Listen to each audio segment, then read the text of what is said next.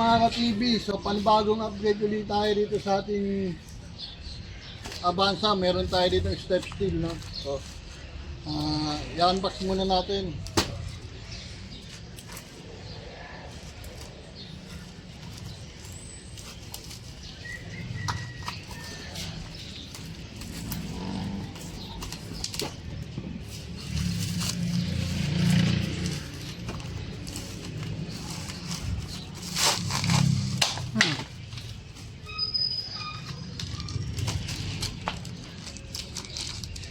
So meron tayong left and right front and back na step steel, no? So tara, samahan nyo ako. Dito tayo sa side na to, sa may driver seat.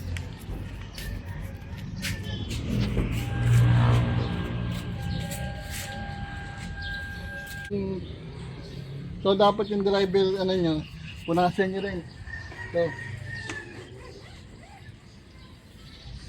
di ba dapat tanggalin mo yung Pwede sa driver seat. So ganun din. Meron siyang palatandaan ito. Front left. So dito yan, front left. So ito. Yan, ganyan siya mga idol.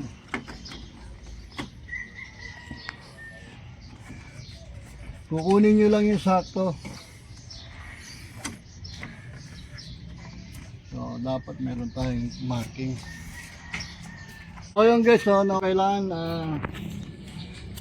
may pakulba kasi ito rito. Pag namali kayo, hindi maging maganda ang pagkakabit. So, lalagyan natin siya ng markings para alam natin kung saan tatapat.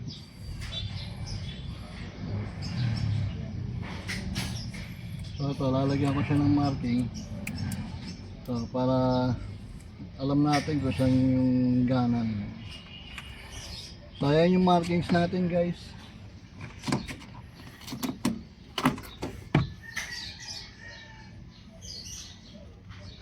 Ang konti nung So ayan, dadagdagan natin ulit siya ng double adhesive dito kasi kung nakikita nyo guys, dalawa lang.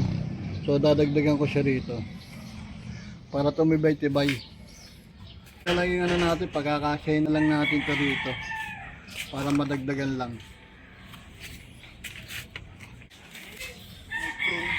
So okay na. So ayun guys, bago nyo kabit, kailangan nyo lang natanggalin muna ulit yung mga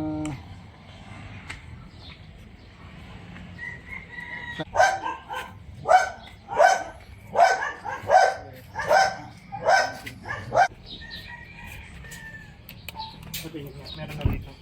wala pa. Ito pa lang.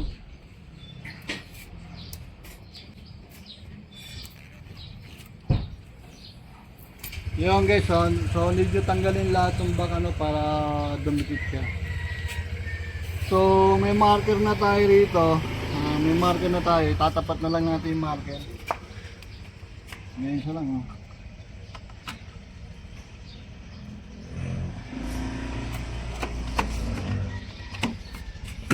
Yun.